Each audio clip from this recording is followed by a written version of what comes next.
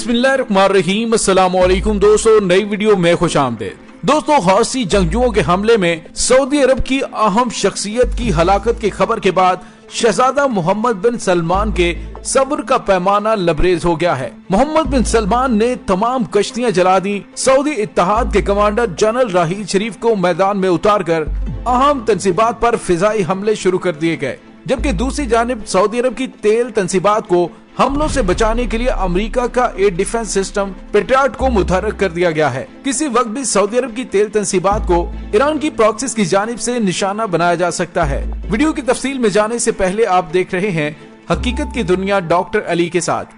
हमारा channel subscribe करके घंटी के निशान को दबाना मत भूलिएगा। इस वीडियो को ज्यादा से ज्यादा फेसबुक, व्हाट्सएप और सोशल मीडिया पर शेयर जरूर करें। शेयर और लाइक करने के साथ साथ कमेंट बॉक्स में पाक फौज जिंदाबाद, पाकिस्तान पाइंदाबाद और पाकिस्तान के गुमनाम हीरोज को सलाम का नारा कमेंट जरूर कीजिएगा। दोस्तों, अल जजीरा ने एक बड़ी अहम खबर ब्रेक की है। दोस्तों, अल जजीरा के मुताबिक Saudi Arabia launched air raids in Sanaa after deadly Aden blast. The air raids came overnight after at least 26 people were killed and more than 40 people were wounded in attack on Aden airport। दोस्तों, अल जजीरा खबरसां इदारे के मुताबिक Yemen में हौसी जंगजुओं के खिलाफ बरसरे पैकार Saudi अरब और अमारात के इत्तेहाद ने मुबैना तौर पर दारुल हुकूमत सना को फिजाई बमबारी का निशाना बनाया है। और दोस्तों, यहाँ पे आपको ये बताते चले कि ये हमला सऊदी इत्तेहाद की जानिब से यमन के जनूबी शहर अदन के मरकजी हवाई अड्डे पर धमाके के बाद कम से कम कुछ घंटे के बाद किया गया। दूसरा सवाल ये पैदा होता है कि पहले भी हौसी जंगजुओं की तरफ से हमले किए जाते हैं, लेकिन सऊदी अरब की जानिब से इतना एग्रेशन के साथ और फौरी तौर पर रद्द-ए-अमल नहीं दिया जाता।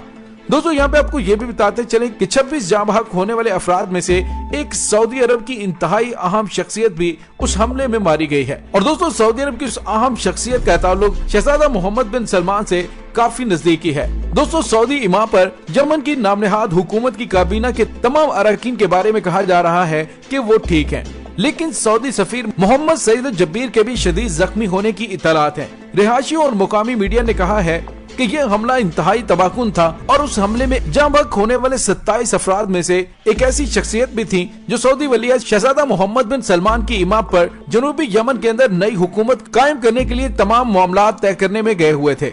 और दोस्तों, शहजादा मोहम्मद बिन सलमान को ये जो सख्त किस्म का पैगाम दिया गया है कि यमन के दाखिली मामलात के अंदर अपनी टांग अड़ाना बंद कर दो, वरना ये हमले तुम्हारी सरजमीन पर पहले भी हो रहे हैं, अब ज्यादा तादाद में हो सकते हैं। और दोस्तों, मोहम्मद बिन सलमान उस आम सऊदी शख्सियत की हादसे में जाँ बहक होने की इत्तला के बाद यमन में फैसला कुन मार्का लड़ने की तरफ इशारे कर रहा है। दोस्तों, सऊदी इत्तेहादी फौज के सरबराह जनरल राहील शरीफ, जो कि इस वक्त इन ऑपरेशंस के सरबराह हैं, उन्होंने इस बात के खदशे का इजहार किया है कि अगर हालात ज्यादा खराब हुए तो सऊदी इत्तेहाद की जानिब से किए जाने वाले इस एयर स्ट्राइक के बाद हौसियों की जानिब से सऊदी अरब की आल तंसीबात को निशाना बनाया जा सकता है। दोस्तों, इसी खतरे के पेश नजर सऊदी अरब के अंदर हाई अलर्ट कर दिया गया है और तमाम तेल तंसीबात के नजदीक और मेन अरामिको ऑयल फील्ड्स के गिर्द अमेरिकी एयर डिफेंस सिस्टम पेट्रियट को नस्ब कर दिया गया है, क्योंकि खर्चा ये जाहिर किया जा रहा है कि आइंदा चंद घंटों के दौरान सऊदी अरब के खिलाफ कोई बड़ी स्ट्राइक हो सकती है। दोस्तों, दूसरी जानिब सऊदी अरब और मुत्तहिदा अरब अमारात ने इस हमले को अपनी बड़ी बेइज्जती करार देते हुए अब फैसला कुन लड़ाई की जानिब बढ़ने के इशारे दिए हैं, क्योंकि दोस्तों, गुज़िश्ता रोज सऊदी शहजादे मोहम्मद बिन सलमान ने 3000 स्मार्ट बम खरीदने का मुआहदा किया है और वो इन बमों को यमन की सरजमीन पर इस्तेमाल करने का इरादा रखता है। दोस्तों, यहाँ पे आपको ये भी बताते चले कि इन बमों की मालियत $290 मिलियन है और मुआहदे में 3000 bomb container, support equipment, spare and technical support शामिल है। इस पैकेज में 3000 GUB, 39 small diameter bomb, container, support आलात, स्पेयर पार्ट्स और टेक्निकल सपोर्ट्स और दीगर चीजें शामिल हैं। सऊदी अरब का कहना है कि हालिया और मुस्तकबिल के जंगी खतरात को मद्देनजर रखते हुए असलहे की ये डील की गई है, जबकि असलहे की एक ऐसी ही बड़ी डील कुवैत ने भी की है। पेंटागन के मुताबिक $4.2 बिलियन की एक डील कुवैत के साथ असलहे के हवाले से हुई है। उस डील में 8064 अपेची लॉन्गबो अटैक हेलीकॉप्टर, जबकि 16 अदद उसी हेलीकॉप्टर के अपग्रेड वर्जन खुसूसी तौर पर शामिल किए गए हैं। जबकि इसके अलावा कुवैत हुकूमत और पेंटागन ने $200 मिलियन की एक और डील की है, जिसके तहत अमेरिका कुवैत को मिसाइल सिस्टम्स के पार्ट्स देने के अलावा उनकी तरबियत भी देगा। दोस्तों, खित्ते में बढ़ती हुई कशीदगी के आसार अभी से नुमाया होना शुरू हो गए हैं। देखते हैं कि जदीद असलहे की दौड़ इस खित्ते में अमन लाने में किरदार अदा करती है या फिर तबाही। दोस्तों अगर देखा जाए तो पिछले 5 सालों में सऊदी अरब ने वो कौन सा ऐसा बारूद है जो यमन की सरजमीन पर इस्तेमाल नहीं किया, लेकिन उसके कोई नताइज बरामद नहीं हुए हैं।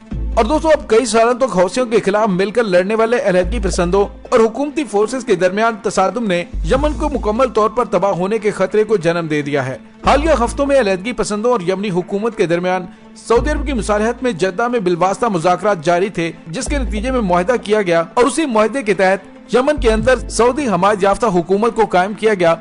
और उसी हुकूमत को पैगाम देते हुए हौसी जंगजुओं की जानिब से अदन के एयरपोर्ट पर जो बड़ा हमला किया गया उसमें काफी ज्यादा जानी नुकसान हुआ है।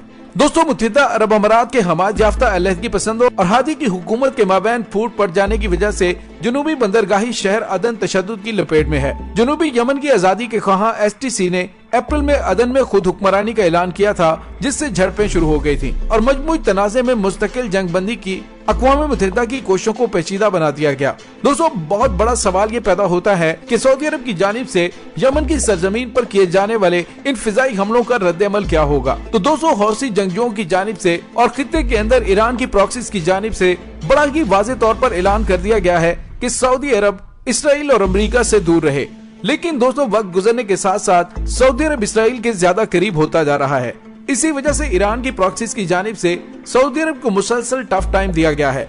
अब सऊदी अरब की कोशिश है कि किसी भी तरीके से पाकिस्तानी अफवाज को इस जंग में शमूलियत के लिए रजामंद करे। लेकिन दोस्तों अब पाकिस्तान ने फैसला कर लिया है कि अमन की कोशिशों में तो ममालिक का साथ देना है, लेकिन जंग में किसी का फरीक नहीं बनना। दोस्तों दूसरी जानिब अमेरिका ने भी कोशिश की है कि किसी तरह से पाकिस्तान को ईरान के खिलाफ होने वाली मुमकिना जंग में अपने साथ शामिल करने की कोशिश की जाए और उसके लिए अमेरिका पाकिस्तान से फौजी अड्डे मांग सकता है। लेकिन पाकिस्तान ने फैसला किया है अब किसी पराई जंग के अंदर पाकिस्तान ने नहीं जाना। और दोस्तों चांसेस यही है कि अगर ईरान और अमेरिका की मौजूदा कशीदगी के अंदर जंग छिड़ जाती है तो उसमें पाकिस्तान के खिलाफ भारत को इस्तेमाल किया जा सकता है ताकि वो ईरान की मदद ना करे। लेकिन दोस्तों अब पाकिस्तान मोहम्मद बिन सलमान की यमन जंग से निकलने में मदद तो कर सकता है, लेकिन यमन जंग के अंदर कभी भी पाक फौज को नहीं भेजेगा।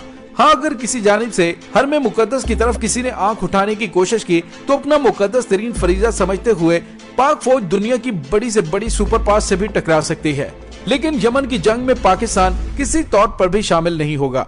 दोस्तों पाकिस्तान के साबिक आर्मी चीफ जनरल राहील शरीफ, जिन्हें मुश्किल तरीन टेरीन के अंदर ऑपरेशंस का वसी तजर्बा है और जिन्होंने पाकिस्तान में दहशतगर्दी का सफाया करने के लिए ऑपरेशन ज़र्बे अज़्म को इतनी कामयाबी से आगे बढ़ाया कि उनमें से बेशतर को जहन्नुम वासिल किया और बेशतर को अपनी कमीन गाहें छोड़कर भागने पर मजबूर कर दिया। दोस्तों अब शहजादा मोहम्मद बिन सलमान की कोशिश है कि जनरल राहील शरीफ अपनी मुकम्मल सलाहियतों का मुजाहरा करते हुए यमन जंग से उसे बाइज्जत फतहयाब करने में मदद करे। लेकिन दोस्तों जंगें कभी भी किसी मसले का हल नहीं हुआ करती हैं। जनरल राहील शरीफ की तरफ से पहले भी शहजादा मोहम्मद बिन सलमान को बड़ा वाज़ेह तौर पर पैगाम दिया गया और उसे बताया गया कि जितनी जल्दी हो सकता है पाकिस्तान की मदद से यमन की जंग से अपनी जान छुड़वा लो, क्योंकि ये जंग जितनी ज्यादा लंबी होती जाएगी उतनी ही सऊदी अरब के लिए खतरनाक होती जाएगी। क्योंकि इन 5 सालों में सऊदी इत्तेहाद ने हर तरह का हरबा आजमा कर देख लिया और तबाह से तबाहकुन टेक्नोलॉजी इस्तेमाल करके यमन के हौसी जंगजुओं को ज़ेर करने की कोशिश की, लेकिन 5 साल गुजरने के बावजूद उनके हौसले पस्त नहीं हुए हैं,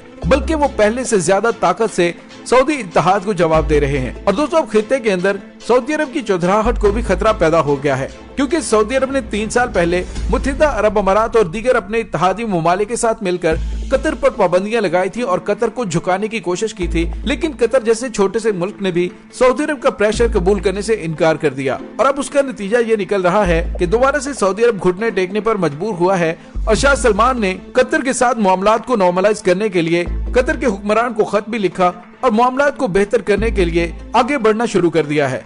और दोस्तों इससे जाहिर होता है कि सऊदी अरब अंदरूनी तौर पर काफी ज्यादा मुश्किलात का शिकार है। वो मुआशी मुश्किलात भी है और उसके अलावा अवाम की तरफ से आले सऊद के खिलाफ बढ़ता हुआ गुस्सा भी है।